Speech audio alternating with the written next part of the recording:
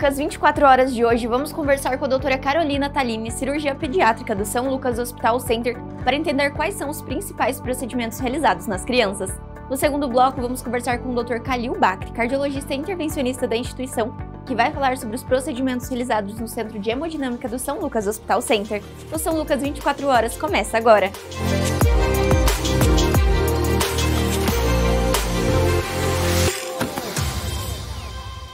Olá, está começando mais uma edição do São Lucas 24 horas. Quando se fala em cirurgia, muitas pessoas logo imaginam procedimentos realizados em adultos. Mas você sabia que em muitos casos a intervenção cirúrgica pode ser necessária logo nos primeiros dias de vida?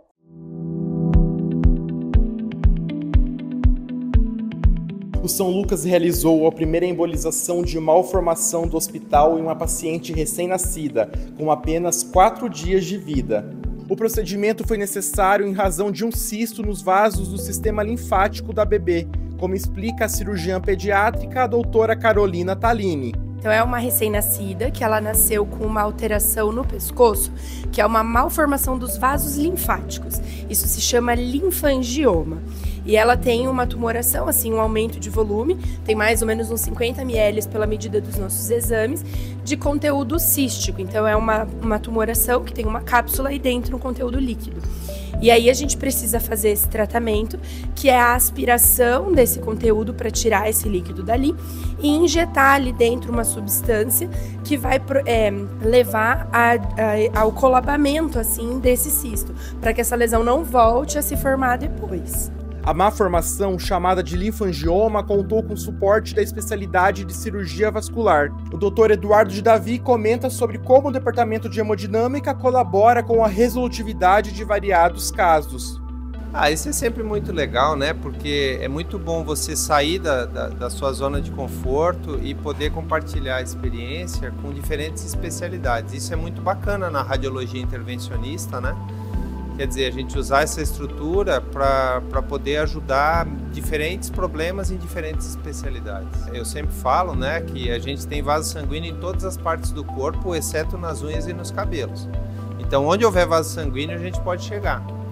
E, no caso, hoje a gente está falando do sistema linfático, né, que é outra parte do sistema vascular, mas é isso que faz com que esse setor seja tão importante e tão estratégico para um hospital de ponta como o Hospital São Lucas, né?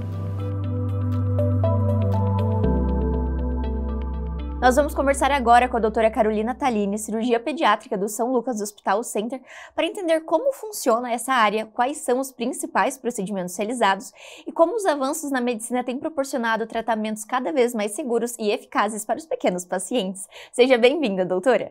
Muito obrigada, gostaria de agradecer o convite e a oportunidade de estar aqui hoje para conversar um pouquinho mais sobre a minha especialidade. E vamos começar justamente explicando o que é a cirurgia pediátrica, o que faz o especialista nessa área, doutora. Então, a cirurgia pediátrica, ela é a especialidade cirúrgica que vai atender as crianças, desde o momento do nascimento ali do recém-nascido, de poucas horas até de vida às vezes, até os 13 anos de idade. Então, toda essa faixa etária são pacientes que a gente acompanha e, na verdade, a gente trata diversas doenças, né? Nós temos as malformações congênitas, que são as cirurgias que a gente faz muitas vezes ali nos recém-nascidos. Nós temos as nossas doenças mais comuns de consultório, que são a fimose, a hérnia inguinal, a hérnia umbilical, as cirurgias dos testículos que não desceram ou que estão com algum líquido ali em volta do testículo. E a gente tem também as cirurgias de emergência. Temos a apendicite, a torção de testículo, a invaginação. Então, é uma especialidade bem ampla, que trata, né, de uma faixa etária muito grande de pacientes e também tipos diferentes de cirurgia. Desde cirurgias um pouco mais simples, mais corriqueiras, que o paciente às vezes vai para casa no mesmo dia, até doenças mais complexas, cirurgias mais longas, que requerem um tempo maior aí de internamento. Então, é uma especialidade bem ampla. E é justamente isso que eu gostaria que a doutora explicasse um pouquinho mais, porque justamente por tratar de uma faixa etária muito extensa também, e também de diversas doenças e casos, a doutora explicou e deu exemplos que são mais comuns no consultório. A doutora poderia explicar um pouquinho mais sobre eles também pra gente, sobre essas doenças e tudo mais? Sim, claro. Então, assim, muitas vezes, os pais mesmo em casa que começam a perceber que tem alguma alteração, assim, com o filho. E, em geral, eles vão, primeiro de tudo, ao pediatra, né? O pediatra é aquele especialista que acompanha o paciente mais de perto. Nessa fase ali dos primeiros anos de vida, vai a cada mês, a cada 2, 3 meses. E geralmente, assim, o pai percebe, quando vai trocar a fralda da criança, ou quando vê que a criança tá chorando, tá mais irritada, começa a ficar inchadinho ali na região da virilha, na região do saquinho. Isso pode ser um sinal de uma hérnia inguinal. Tem dificuldade ali, às vezes, na hora de fazer xixi, ou de puxar a pelezinha do pipi para lavar, que eles começam a perceber que a criança pode estar com algum tipo de fimose. Às vezes, aquela criança que fica com o umbigo mais estufadinho. Então, são alterações corriqueiras, assim, do dia a dia que os pais percebem mesmo. E muitas vezes essa primeira reclamação é feita para o pediatra. E aí o pediatra faz a avaliação, né? Sempre nas avaliações das crianças, o pediatra tira toda a roupa, examina toda a criança, às vezes ali faz um exame mais da parte genital, que está bem relacionada ali com a nossa especialidade, vê às vezes que o testículo da criança está fora do lugar, a criança está com um saquinho mais murchinho, e em geral quem faz esse primeiro encaminhamento, esse primeiro contato e passa o paciente para avaliação com o cirurgião é o pediatra. Mas nada impede também que a família, né, ao perceber algum tipo de alteração, também tenha uma procura direta para agendar uma consulta, uma avaliação. Mas é sempre importante, assim, que esse paciente seja encaminhado para retirar qualquer tipo de dúvida que possa surgir durante a consulta de puericultura ali do pediatra. Perfeito. Então é muito importante a gente ressaltar justamente, como a doutora disse, esse acompanhamento com o pediatra de confiança para o acompanhamento para o cirurgião pediátrico. Isso, exatamente. A doutora comentou sobre a questão da fimose. Eu acredito que seja uma dúvida que aconteça muito no consultório. Quando muitas vezes existem aqueles conceitos de em casa, os pais quererem interferir ou não. Doutora, explica pra gente quais são os cuidados que esse pai e essa mãe devem ter em casa e quando ele vai ser encaminhado, então, para o cirurgião pediátrico. Certo. Então, é realmente, como você falou, assim, é uma dúvida muito frequente, nossa, sempre no consultório. E a maioria, o que os pais precisam entender é que a maioria dos meninos, ali nos primeiros anos de vida, vai ter um certo grau de fimose. E desde que isso não gere nenhum tipo de complicação, como, por exemplo, as infecções urinárias de repetição ou infecção ali na própria pelezinha do pipi, desde que não tenha uma repercussão negativa dessa fimose, não é necessário fazer nenhum tipo de intervenção nesse momento, porque existe uma tendência natural de que à medida que esse menino cresce e o desfraude acontece, essa fimose devagarinho vai melhorando sozinho. Então, nessa fase inicial ali dos primeiros anos de vida, a gente pode considerar a fimose como sendo normal. E a partir do momento que essa criança passa pelo processo de desfraude, se essa fimose continuar ali, aí sim vai precisar fazer algum tipo de tratamento. Em alguns casos, a gente tem uma pomada que pode ser aplicada com bons resultados, mas a pomada não vai funcionar para todo mundo. E aí, se a gente vê que a nossa tentativa, né, de tratamento clínico com essa pomadinha que é a base de corticoide não resolve, o paciente pode sim precisar passar por uma cirurgia para correção de fimose. Antigamente, a gente vê assim que algumas pessoas ainda têm essa dúvida. Antigamente existia muito uma recomendação de que deveria fazer massagem na pelezinha ali do pipi. Então, forçar, soltar, tentar empurrar mesmo assim essa pele para trás. Mas hoje essa recomendação já não existe mais, porque a gente sabe que inclusive pode acabar prejudicando. Se a gente força muito aquela pele ali que está apertada, isso pode fazer algum trauma ali na região e quando esse trauma acontece, o tecido vai passar por um processo de reparação natural, que é a cicatrização, e durante esse processo de cicatrização, a fimose pode acabar se tornando ainda mais apertada. Então, ao invés da gente ajudar, a gente pode acabar piorando. Então, a gente sempre orienta a fazer uma higienização sem forçar nada, limpa ali mais a pontinha da pele, o que você conseguir puxar de pele para trás, na hora do banho, né, com aguinha, sabonete, na hora da troca de fralda, com o lenço umedecido ou com o algodão ali umedecido com água, mas sem forçar muito para que a gente evite de machucar esse tecido que é tão sensível, né? Então, muito importante a gente ressaltar esses cuidados, como a doutora disse. Mas mudando um pouquinho da área, recentemente o São Lucas, a doutora participou de um procedimento realizado de um bebezinho de 4 dias, né, doutora? Isso. Que foi uma embolização. A doutora poderia explicar um pouco mais também sobre esse procedimento e como é a cirurgia em pacientes tão pequenininhos? Certo. Então, assim, esse procedimento específico foi realizado na hemodinâmica aqui do hospital, em conjunto com a equipe da cirurgia vascular, com o doutor Eduardo. E era um bebezinho que nasceu com uma malformação congênita que se chama higroma cístico ou linfangioma. Isso é uma alteração dos vasos linfáticos, então está intimamente relacionada aí, né, com o sistema vascular e pode acontecer em vários lugares do corpo, mas esse bebê especificamente nasceu com uma tumoração aqui na região do pescoço. Essa malformação algumas vezes pode ser diagnosticada até no período pré-natal, pelas ecografias que a mãe faz, mas nesse caso específico foi diagnosticado depois que a criança nasceu. E esse tratamento é um tratamento em que a gente aspira ali, um procedimento guiado, né, por ultrassom, em que a gente vai aspirar esse líquido, essa linfa que está acumulada ali dentro, e injetar uma substância, que é uma medicação, um agente que vai fazer uma esclerose dessa lesão. Então, muitas vezes a gente precisa até fazer mais de uma sessão, né, dessa escleroterapia, mas o objetivo é que com o tempo esse medicamento vá secando ali aquela lesão, vá grudando de volta esse tecido que ficou separado e acumulou líquido e deixe de acumular ali esse líquido. Então é um tratamento bem legal, é um tratamento minimamente invasivo, né, que a gente consegue praticamente assim com um trauma cirúrgico mínimo, e com um resultado estético a longo prazo muito bom. Então é uma das formas assim que a cirurgia minimamente invasiva também veio, assim como nos adultos, né, ela também veio para a gente poder proporcionar melhores condições de tratamento para as crianças também. E nesse caso foi um tratamento em conjunto, né, da cirurgia pediátrica Isso. com a cirurgia vascular, e então esse trabalho em equipe muitas vezes acontece, né, doutora? Sim. De atuar com outras especialidades, certo? Com certeza. A gente tem muito isso, não só aqui dentro do hospital, como em todos os serviços que a gente atua. Atuamos muito em conjunto com outras especialidades. Existe sempre também uma dúvida bem comum dos pais no consultório em relação a fazer algum procedimento em conjunto com outra especialidade. Então, às vezes, tem um paciente que precisa, né, muito comum nas crianças, fazer cirurgia de adenoide, de amígdala, e também precisa operar uma fimose, uma hérnia, e a gente consegue organizar a equipe cirúrgica, a equipe anestésica, para que no mesmo internamento e no mesmo ato cirúrgico, a gente consiga resolver todos os problemas que a criança precise. Então, isso quase sempre é possível, desde que a gente tenha um planejamento pré-operatório, né? Certo, doutora. A gente falou, então, nesse caso do pacientinho que foi pequenininho, ali, 4 dias de vida.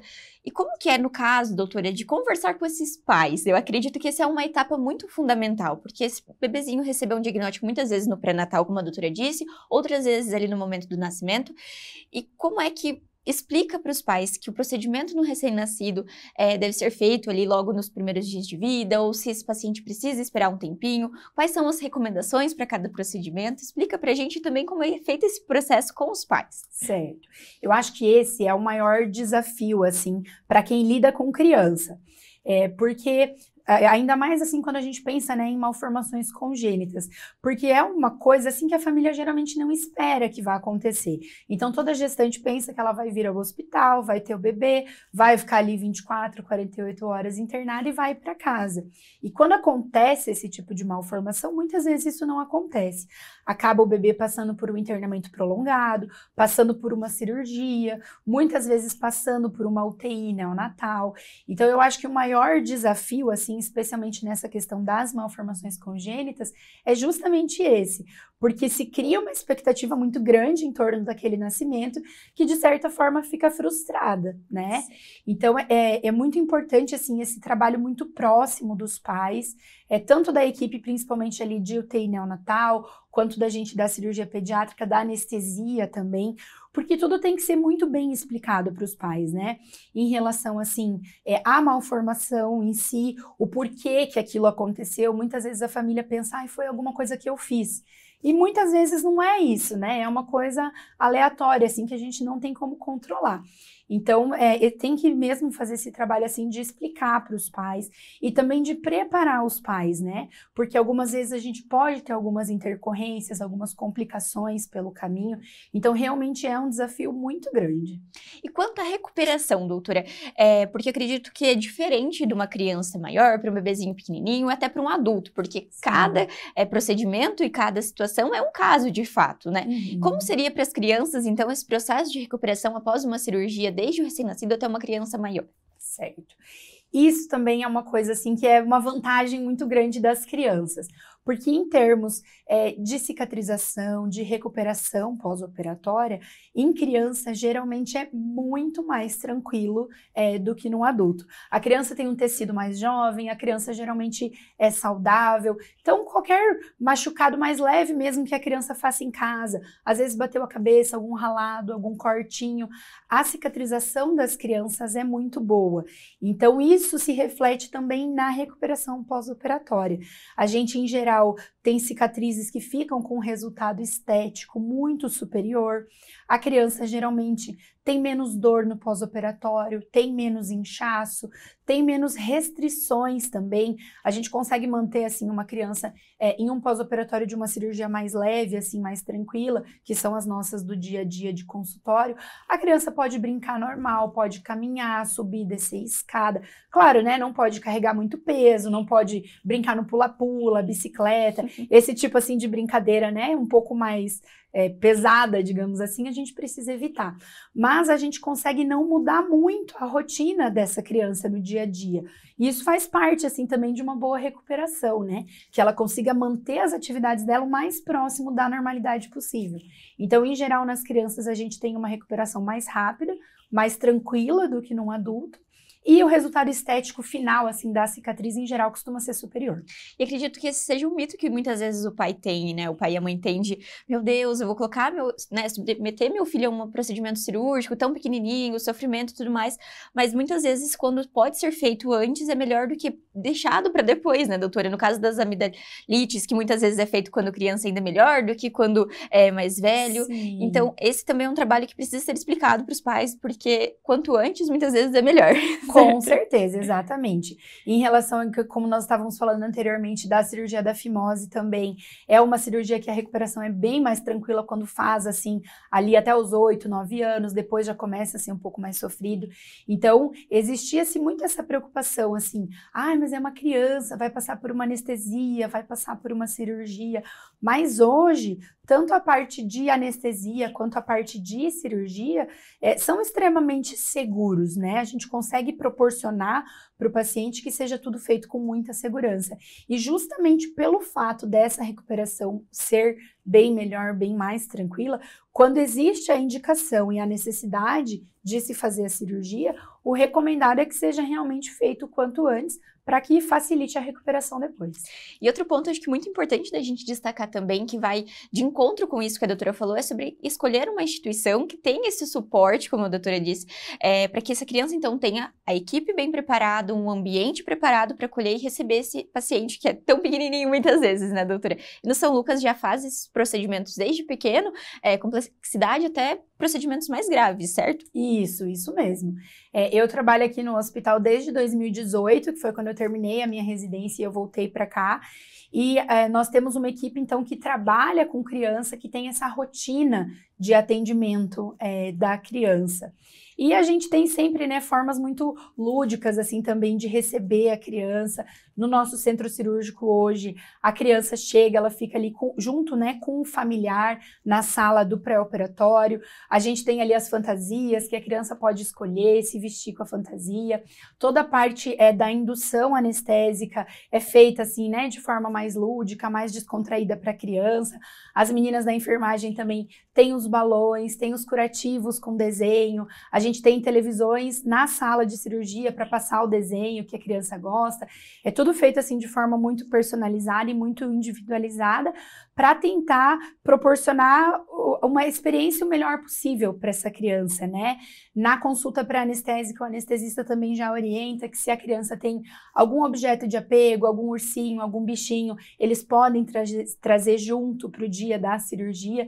Então, essa questão de acolhimento, assim, é muito importante, né? Além de toda a questão de estrutura, de equipe, de preparo, de material, mas também essa parte voltada para a humanização do atendimento, né? Porque quem trabalha com criança sabe que isso faz bastante diferença.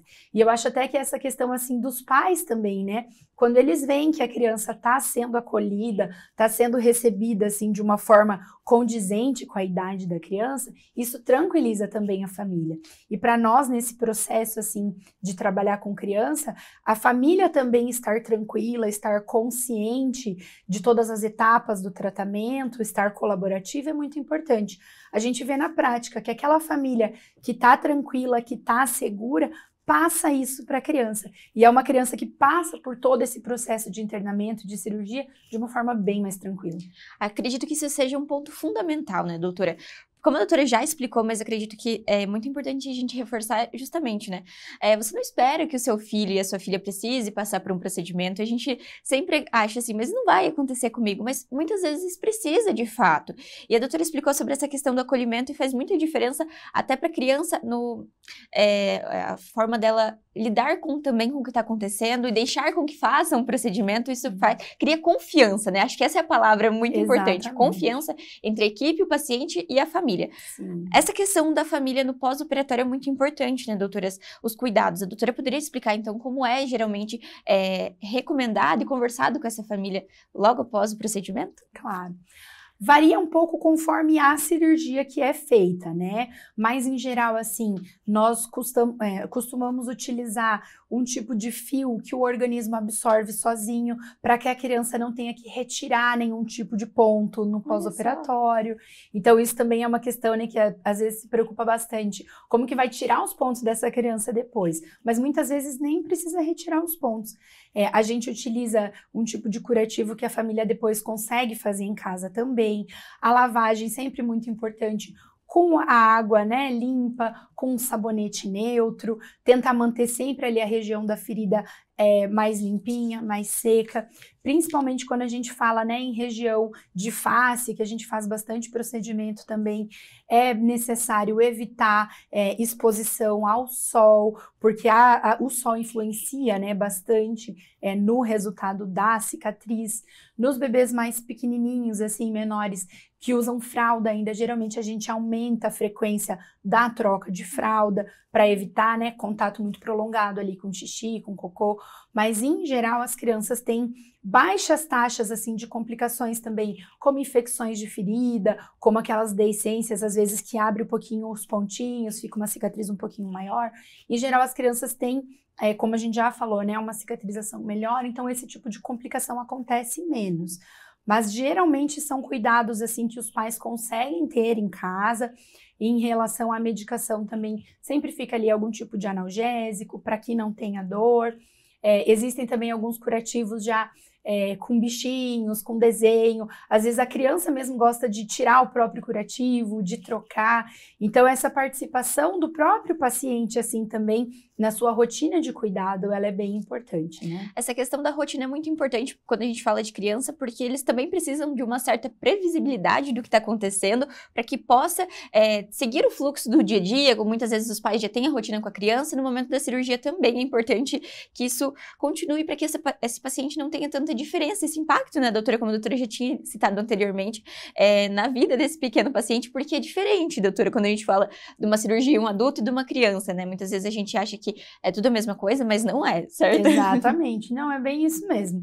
E a criança se sentir, a gente fala muito, né, sobre estimular a independência da criança para que ela possa fazer as coisas sozinha, e ela se sentir parte do seu próprio tratamento, do seu próprio cuidado, faz parte disso também, né? Então Então, uma criança maiorzinha ali de 3, 4 anos já tem condições de lavar ali o lugar da cirurgia, de trocar o curativo, de tomar o seu remédio. Então, isso é bem importante. E essa questão, assim, da rotina também. Muitas vezes as crianças têm muito medo de tirar o curativo, dessa primeira troca de curativo, desse primeiro banho. Então, quando a gente vai superando, assim, esses primeiros dias de pós-operatório, em geral, uma recuperação muito tranquila. Cada passo, assim, novo que a criança dá é uma vitória que ela vai vendo também, assim, né? Ah, e hoje não pode pular, daqui 2, 3 dias já pode pular, já pode andar de bicicleta. Então, eles vão criando essa expectativa, assim, também, né? Do que a gente vai poder fazer amanhã de diferente. Isso é muito importante, como a doutora disse. Outro ponto que eu acho que é interessante a gente conversar também sobre a especialidade da doutora é sobre as tecnologias que auxiliam no trabalho da doutora. Porque quando a gente fala também sobre crianças, são muitas vezes tudo muito pequenininho, né? Muitas vezes, e acredito que as tecnologias vêm para contribuir também no tratamento desses pacientes. A doutora poderia explicar também sobre isso, doutora? Sim, essa questão da tecnologia, um grande marco, né, que a gente teve de uns anos para cá, foi principalmente em relação à cirurgia por vídeo. Então, claro, né, que o material para a gente fazer uma cirurgia por vídeo em um bebê, numa criança pequena, é muito diferente para fazer em um adulto, né? Precisa ser um material mais delicado, mais fino, mais curto. Então, toda a parte da tecnologia, ela vem primeiro para o adulto, né? E aí, a partir do momento que a gente vê que aquilo dá certo, que aquilo funciona, isso começa a ser adaptado para as crianças. Então, as opções de tratamento minimamente invasivo, elas vêm se tornando cada vez mais frequentes. Existe já, né, o material por vídeo, agora também está chegando aí, né, a cirurgia robótica também para essa parte da criança, que é o futuro, né? A gente vai vendo que cada vez mais as coisas vão caminhando para essa questão, assim, do minimamente invasivo, que proporciona uma recuperação melhor, incisões cirúrgicas menores, né? Na criança a gente tem a vantagem que muitas vezes a gente já consegue trabalhar com pequenas incisões, mesmo fazendo cirurgia aberta, né? Mas tudo que a gente conseguir fazer para tentar melhorar, principalmente a cirurgia em si, a técnica cirúrgica e a recuperação, a gente tem que sempre buscar correr atrás para poder proporcionar isso para o paciente. Com certeza, sempre como a doutora sempre disse, com segurança e acolhimento para esses pequenos pacientes. Doutora, antes de encerrar nossa conversa, eu gostaria que a doutora deixasse, então, uma mensagem sobre o trabalho do papel do cirurgião pediátrico para que o pessoal de casa entenda, mais uma vez, sobre essa especialidade que é tão bonita e que auxilia tanto no tratamento dos pequenos pacientes. Então, eu acho assim que realmente é uma especialidade muito bonita, acho que não tem como não se apaixonar pelo mundo das crianças, né? Eu brinco que a gente na cirurgia pediátrica tem até licença poética para usar caneta de bichinho, carimbo de bichinho, jaleco de bichinho. Então, o universo das crianças, ele é sempre muito bonito, né? E a gente tem realmente essa vantagem que as crianças, na imensa maioria das vezes, elas melhoram muito rápido. Então, é uma especialidade muito legal. E os pais, principalmente, que estão assistindo, se tiverem alguma dúvida, se a criança precisa passar por uma avaliação, a gente escuta muitas vezes os pais falarem: ai, mas o pediatra disse que ele tinha que operar, mas eu fiquei com medo, eu achei que ele era muito novo. Então, se vocês têm qualquer dúvida, assim, que procurem um atendimento, para a gente poder esclarecer as dúvidas, para ver se realmente é aquilo mesmo, se a criança precisa ou não passar por uma cirurgia, porque caso ela precise, a gente tem muitas formas, né, de tranquilizar essa família, de orientar, de explicar, para que a gente não deixe passar, né? Às vezes tem doenças que precisam ser resolvidas ainda nessa fase da infância e acaba sendo postergado esse tipo de tratamento. Então, que as pessoas procurem o atendimento, que agendem a consulta, para que não fiquem com essa pulguinha ali atrás da orelha.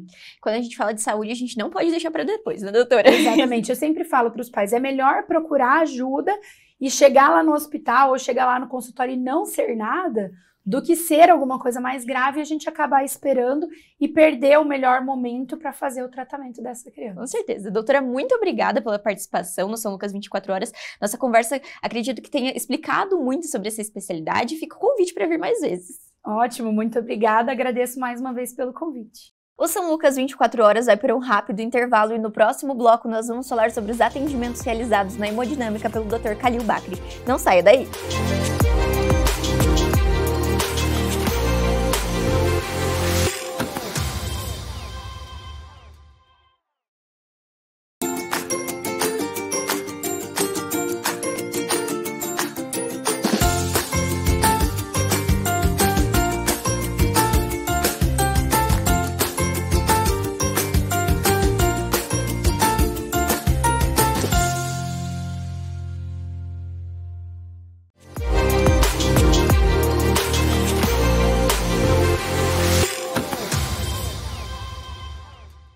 colonoscopia é um exame utilizado para o diagnóstico de doenças intestinais. Entretanto, existem diversos mitos a respeito do exame. Dr. Gustavo, quais são os principais mitos sobre esse procedimento?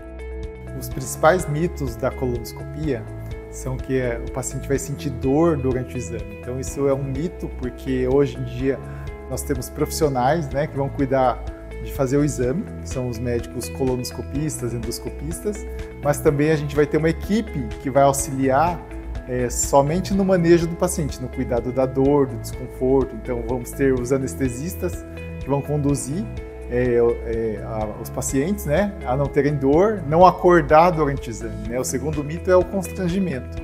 Muita gente morre de medo, morre de vergonha de chegar lá no dia do exame e ficar exposto e passar vergonha. Mas, em primeiro lugar, o paciente vai estar dormindo, né? Ele vai estar dormindo, não vai ver nada, não vai sentir nada. E o segundo é que existe toda uma equipe treinada no qual ele vai cuidar do paciente para ele não ficar exposto, para que não entre pessoas, né, de fora do setor, para que acompanhe o exame e veja alguma coisa, né, desse paciente. Então, o segundo mito é o constrangimento.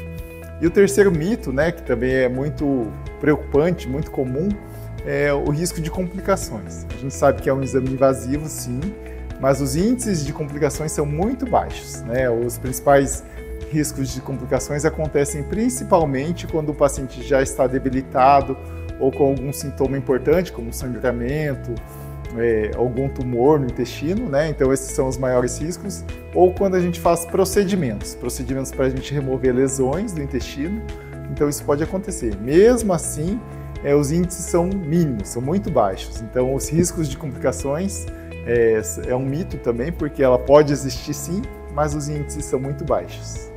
Muito obrigada, doutor. E agora nós vamos falar sobre a cardiologia intervencionista, que é uma especialidade que utiliza técnicas minimamente invasivas para diagnosticar e tratar problemas cardíacos graves. E hoje nós vamos conhecer mais sobre essa área essencial da cardiologia e entender como funciona o Centro de Hemodinâmica do São Lucas Hospital Center. Para isso, recebemos o Dr. Khalil Bakri, cardiologista intervencionista e egresso de medicina do Centro Universitário FAG, que vai nos explicar quais são os principais procedimentos realizados no setor e como a tecnologia tem transformado a forma de cuidar do coração. Seja bem-vindo, doutor. Muito obrigado, Gabi, por estar me recebendo. Então, hoje nós vamos falar um pouco mais sobre o Centro de Hemodinâmica e também sobre a trajetória do doutor, que é egresso de medicina do Centro FAG.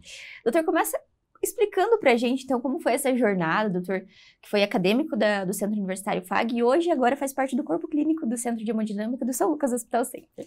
Pois é. Então, para mim, na verdade, é uma satisfação, é uma honra, né, poder estar voltando para minha casa. Minha jornada aqui começou em Cascavel, no ano de 2013. Comecei a faculdade de medicina, foram 6 anos, finalizei em 2018. Comecei a residência de clínica médica aqui nesse hospital também, que durou 2 anos. E depois que eu finalizei, eu acabei me mudando para São Paulo para fazer residência de cardiologia clínica e especialização em cardiologia intervencionista, num local chamado Dante Pazanese. O Dante Pazanese hoje é um dos maiores hospitais cardiológicos da América Latina, que tem basicamente todas as subespecialidades possíveis da cardiologia. E finalizando essa etapa, tive a satisfação e a alegria de poder estar retornando para minha casa, que é Cascavel e é o Hospital São Lucas. Então, o doutor já concluiu a residência e já voltou agora atuando na parte de hemodinâmica. Eu queria que o doutor desse um contexto, então, para a gente. Então, foram 13 especializações para poder chegar aqui hoje. Como que foi esse processo, doutor, da escolha dessa residência? Porque é uma outra faculdade, né? Exatamente. São 6 anos. Exatamente. E é uma longa jornada. Explica pra gente também como foi passar por todo esse processo. Perfeito, vamos lá. Então, a graduação foram 6 anos, né? E na graduação a gente começa a ter contato com as especialidades clínicas. Então, a gente é apresentado, a gente acaba estudando um pouquinho de tudo. Então, a gente estuda pediatria, ginecologia, estuda as especialidades clínicas, né? Gastroenterologia, pneumo, a parte de rim, etc. E desde sempre fui fascinado pela parte cardíaca, né? Enfim, coração, a bomba que manda sangue para o corpo todo, questão de infarto, sempre era alguma coisa que me apetecia bastante. Eu tive a satisfação de ter cruzado com um grande mentor meu, que é o Dr. Cleiton, né? Enfim, já apareceu aqui no programa. Ele é o cardiologista formado lá pelo Dante Pazanese, e foi através dele que eu, assim, peguei mais gosto pela área e acabei decidindo fazer minha especialização por lá. Ele também era meu chefe da residência de clínica médica, né? Também foi um dos motivos que eu escolhi fazer residência aqui no hospital, por ele ser um dos chefes aqui da residência. E foram 2 anos fantásticos, de muito crescimento para mim, que eu estudei bastante, me aprimorei. E depois dessa fase, que foram 2 anos aqui em Cascavel na especialização de clínica médica, eu acabei indo para São Paulo, onde eu fiz 2 anos de cardiologia clínica. E logo em seguida, emendando uma coisa atrás da outra, entrei na cardiologia intervencionista, né? Que é a área da cardiologia que faz o tratamento minimamente invasivo das doenças cardiovasculares.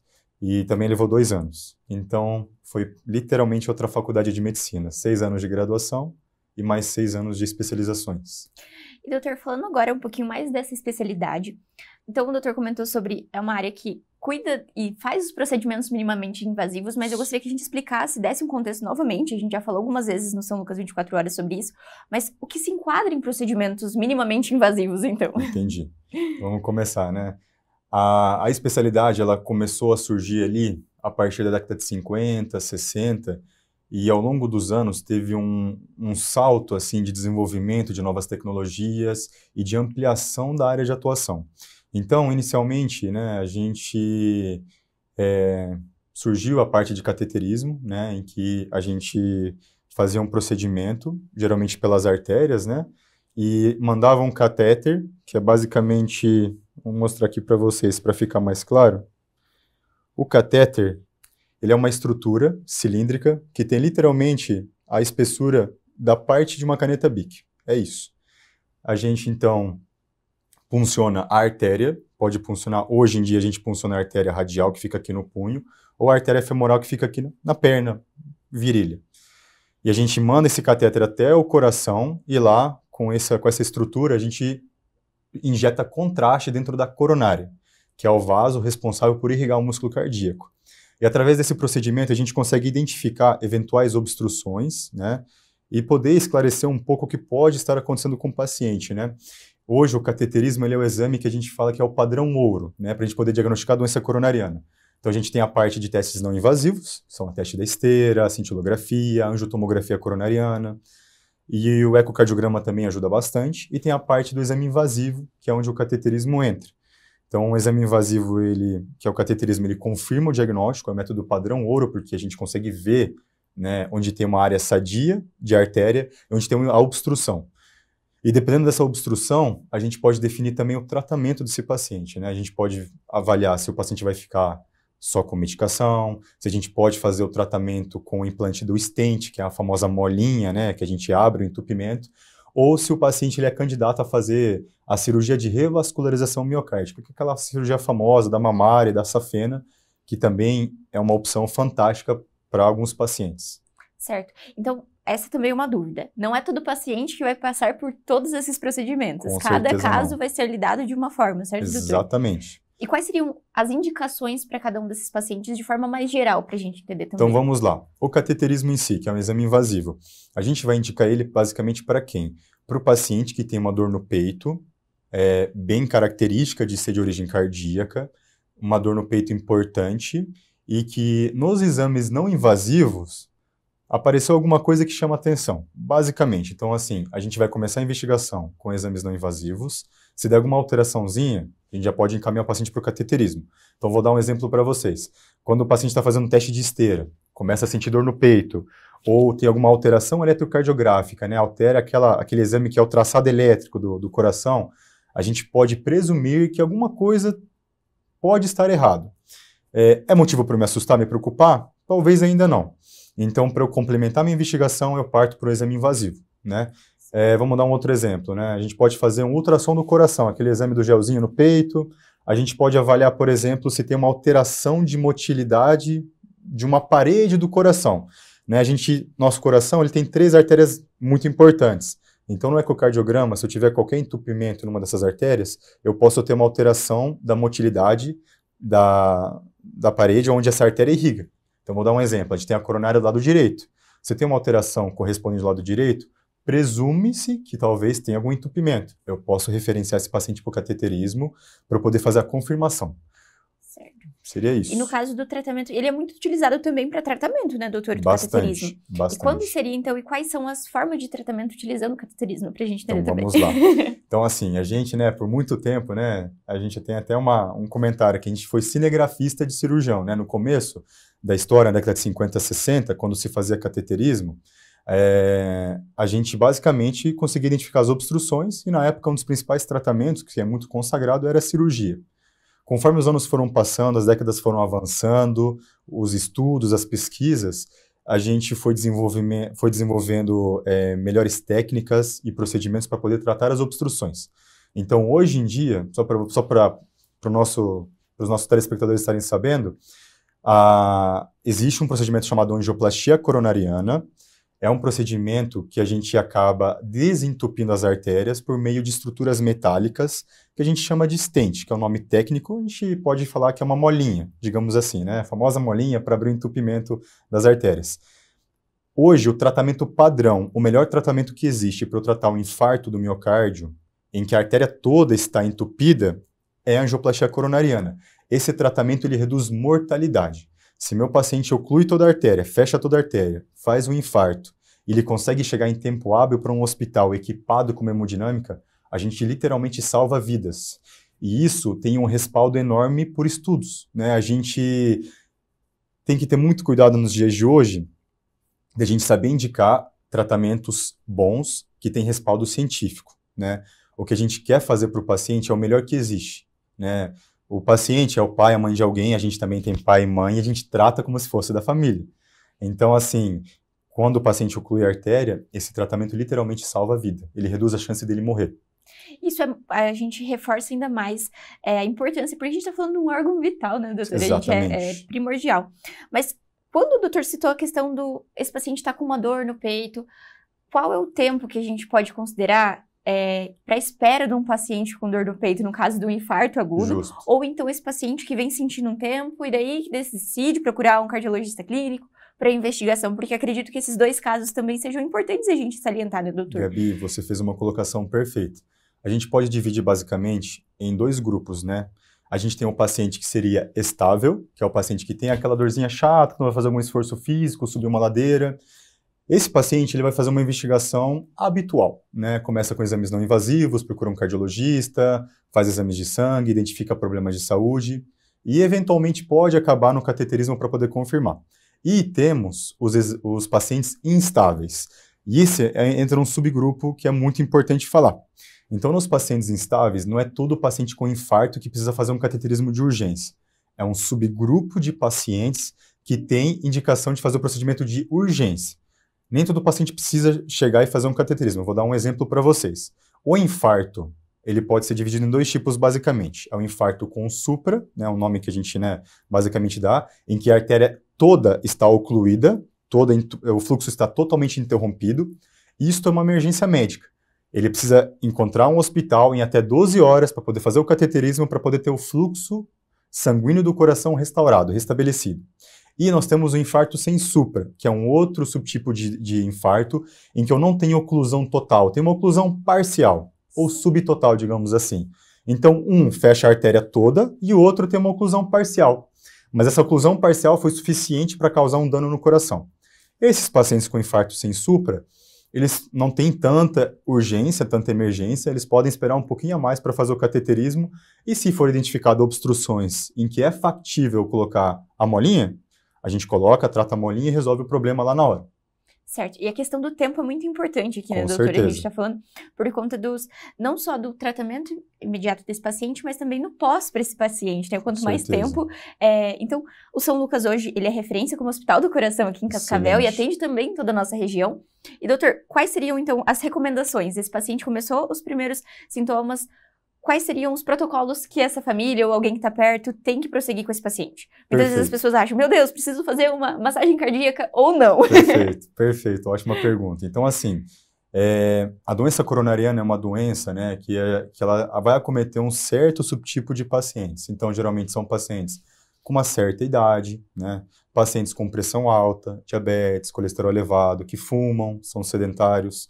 Então, se esses pacientes começam com uma dor no peito, que é um aperto, uma queimação que irradia para o braço ou para o pescoço, já é um sinal, já é um sintoma que chama atenção.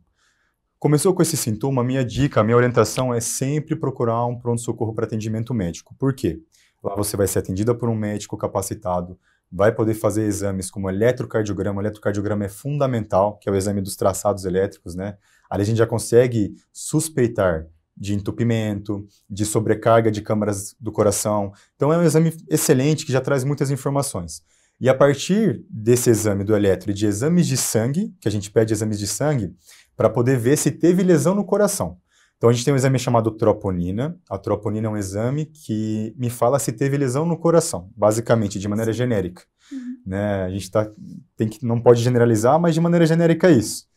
E dependendo da alteração do eletro, do exame da troponina e do meu paciente, eu vejo se ele é candidato ou não para fazer o cateterismo.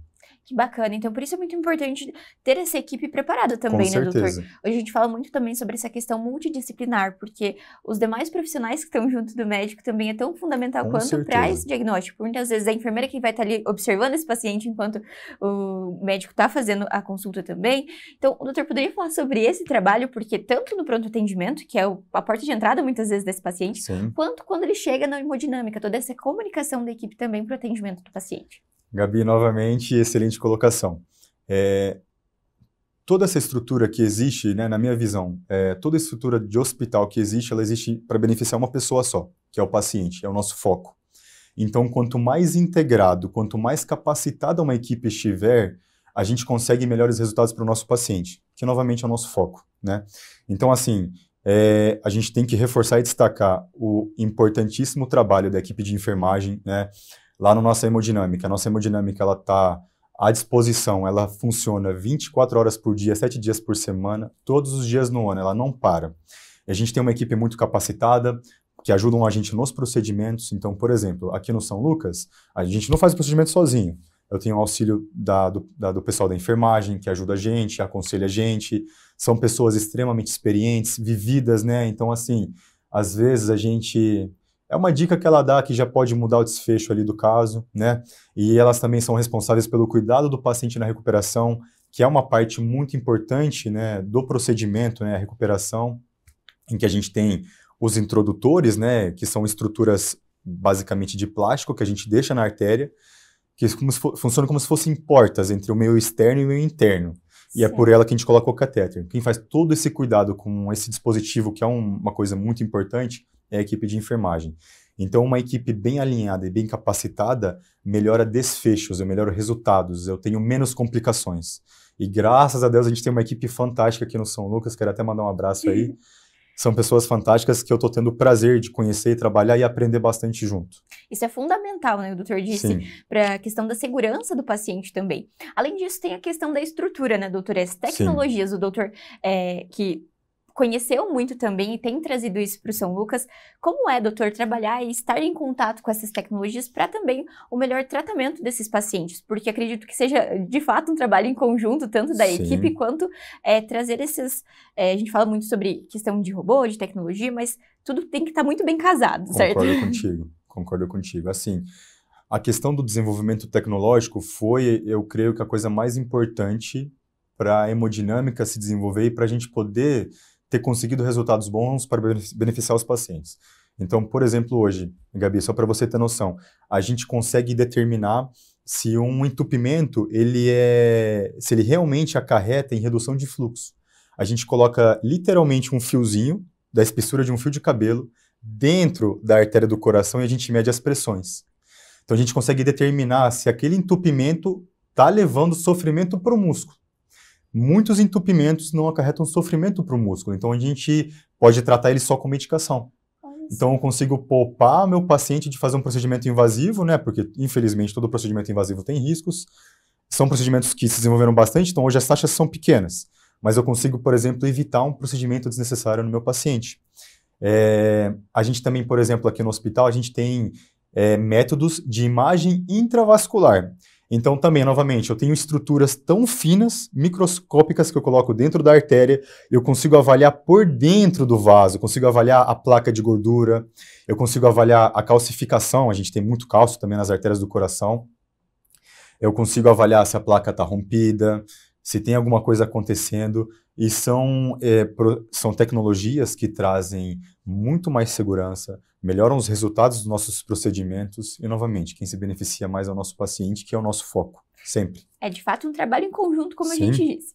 E, doutor, quando a gente fala sobre a saúde do coração, muitos outros fatores importam também, né? Para que esse paciente chegue na hemodinâmica, que ele precise de um atendimento. Acredito que seja muito importante também a gente voltar e reforçar os cuidados que esse paciente tem que ter em casa. Acredito que o papel também do São Lucas 24 Horas é sempre levar essa informação e sempre bater na mesma tecla de que prevenção é muito eficaz, né, doutor? Poderia falar um pouquinho também no caso do infarto, das doenças do coração? Claro, Gabi. Então vamos lá. Em relação, né, à doença cardiovascular, hoje ela é a doença que mais mata pacientes, tanto no mundo como no nosso país. Disparado, né? Ela mata mais que câncer, mais que causas externas que envolvem acidentes, enfim. E hoje, um dos principais fatores de risco para a doença cardiovascular, na prática, acaba sendo a hipertensão arterial, o diabetes e o tabagismo, se eu puder resumir. Hoje, a hipertensão arterial ela comete 30% da população brasileira. Então, os médicos, né, as equipes de saúde, elas têm que ter uma postura mais agressiva no tratamento da hipertensão e do diabetes, porque elas são doenças silenciosas. Infelizmente, elas não fazem a pessoa sentir nada e estão lá fazendo estrago. Pouco a pouco, ano após ano. Então, assim, elas vão levando ao surgimento das plaquinhas de gordura, e se eu não fazer meu paciente entrar nas metas de tratamento, se eu não for agressivo no tratamento dele, ele infelizmente vai desenvolver a doença coronariana, e essa doença, ela não é uma doença só do coração, é uma doença do sistema cardiovascular inteiro. Então tudo que eu estou falando para o coração, se aplica para a cabeça, com AVC, se aplica, por exemplo, para o rim também. Então, por exemplo, pressão alta e diabetes são as principais causas de problema no rim. Então eu tratando essas duas causas, eu consigo ter um benefício absurdo para tudo. Eu reduzo o AVC, eu reduzo o problema de rim, reduzo o infarto, reduzo o entupimento das artérias da perna. Então, assim, a gente tem que ter, né, toda uma estrutura, toda uma política de saúde pública direcionada para a gente poder tratar agressivamente o paciente. Então, se um colega, sei lá, está vendo um paciente com uma pressão 14, 15/8, não deixar desse jeito. A gente tem que fazer o paciente ficar com a pressão mais baixa, 13/8, 12/8, dependendo do meu paciente. Controlar agressivamente o diabetes também. Controlar também o colesterol elevado, que também é um problema muito sério e que também está muito envolvido, né, nesse problema dos entupimentos, né, das artérias do corpo todo. A gente também tem que focar muito, muito na prática e na mudança do estilo de vida. Então, basicamente, fazer prática de atividade física regular. Hoje sabemos que qualquer coisa é melhor que nada. Então, você, atleta de final de semana, você fazendo um pouquinho já no sábado, domingo, já está bom, já está ótimo. Hoje já tem estudos mostrando que isso é benéfico. Porém, a recomendação seriam atividades regulares. A gente tem que incorporar uma coisa que é simples, que reduz morte, vai melhorar o seu envelhecimento, você vai envelhecer com qualidade. A gente também tem que estimular uma adoção de uma dieta equilibrada, saudável. Aqui a gente tem que reforçar que a gente não pode ser extremista. Tudo que é muito restritivo, extremista, não vai funcionar a longo prazo. A gente pode conseguir fazer por 1, 2 semanas, na terceira vai degringolar, a gente não vai conseguir manter. Então, minha dica é começar devagar, mudando aos pouquinhos, sem pressa. Sei lá, comer alguma coisinha errada, não se preocupe, no outro dia volta para a sua rotina, para o seu habitual. Tentar, obviamente, fazer uma alimentação o mais natural possível, rica em verduras, em legumes, em carnes magras. A nossa dieta, a dieta do brasileiro, é uma dieta fantástica. O nosso arroz com feijão, a saladinha e um bife com pouco óleo é uma excelente fonte de vitaminas, minerais, proteínas, carboidratos. Então, assim, a gente tem que evitar, obviamente, com a parte que é muito processada, muito industrializada, né? E um principal fator de risco hoje também, quiçá, hoje, só para vocês saberem, o tabagismo é um dos principais fatores de risco para a doença coronariana. E a gente conseguir tirar esse fator da vida do paciente, a gente consegue reduzir a evolução da doença a longo prazo. Então, a gente também tem que reforçar com o nosso paciente, né, sobre o hábito de parar o tabagismo. Infelizmente, é uma coisa que é extremamente adictiva. Então, o paciente pode tentar, pode falhar, não tem problema. A gente não pode desistir, vai acontecer, faz parte, né? As vitórias e as derrotas fazem parte, a gente não pode se deixar influenciar. A gente tem que ter o foco e sempre atrás do melhor para o paciente, estimular ele, vamos voltar, vamos tentar parar. para a gente poder, obviamente, beneficiar ele como um todo. A gente tem que atacar esse problema como um todo. Não posso só olhar para uma coisa aqui, uma coisa acolá. Eu tenho que olhar para o panorama. Então, a gente trata as doenças, trata o paciente, orienta em relação ao estilo de vida, que é uma coisa muito importante. Para você ter noção, Gabi, um estudo muito interessante comparou o tratamento de hipertensão em pacientes idosos, 75, 80 anos. Um grupo foi usar remédio e outro grupo foi fazer atividade física e não foi usar remédio. O grupo que fez atividade física reduziu a pressão tanto quanto o grupo que usava remédio. Então a gente consegue ver que uma coisa simples ela pode ser uma grande aliada. Então, vou dar um exemplo assim, paciente que é um pouquinho mais obeso, né? A obesidade também é uma coisa muito importante. Se o paciente conseguir emagrecer com uma dieta e com atividade física, às vezes ele não vai nem precisar tomar remédio da pressão. Às vezes ele pode parar de tomar o remédio do diabetes com uma mudança do estilo de vida. Então, a gente focando no estilo de vida, eu consigo poupar remédio. E a gente sabe que tomar remédio é uma coisa difícil, é uma coisa complicada. A gente que é da área não consegue tomar um antibiótico de 8 em 8 horas. Quem fala que toma tá mentindo. É difícil. Então, assim, tudo que eu puder facilitar na vida do meu paciente, a gente tem que tentar fazer. Então, novamente, tentar atacar essa doença por todas as frentes possíveis, né? Para a gente poder beneficiar ele ao máximo. E acredito que essa questão da conscientização é muito importante também, né, doutor? Muitas vezes a gente sempre fala, o paciente, mas até o momento em que o pessoal que está assistindo mesmo em casa entenda que a gente está falando sobre uma vida, está falando sobre ter esse contato com... ter uma vida saudável a longo prazo, né, doutor? Não só o tratamento imediato, mas ter uma constância e uma vida a longo prazo, né? Porque, como o doutor disse, muitas vezes é o pai, a mãe da gente que está sendo ali tratado. Então, é o cuidado e acredito que é uma forma de carinho também, cuidar muito bem da nossa saúde, certo, doutor? Com certeza. E principalmente também da saúde do coração, que é o tema da nossa conversa hoje. Com certeza. Doutor, eu gostaria de agradecer a presença do São Lucas 24 Horas. Acredito que foi uma conversa muito válida, reforçou muito sobre o trabalho do Centro de Hemodinâmica e reforçando novamente que é um serviço 24 horas, como o doutor disse. Estamos à disposição sempre. Isso. Qualquer sintoma, sinal, está à disposição dos pacientes, não só para Cascavel, mas também em toda a nossa região. São Lucas está à disposição. E agradeço mais uma vez o convite. Seja bem-vindo ao São Lucas agora. Obrigado, Gabi. Para mim é uma honra estar aqui. Te agradeço pela atenção, por me receber tão bem. Parabéns pelo seu belíssimo trabalho. Muito obrigada. A gente acompanha um ou outro episódio, né? E, enfim, queria agradecer a todo mundo aí, queria agradecer ao hospital, à direção, aos meus chefes que me receberam tão bem de volta aqui num lugar que eu considero minha casa.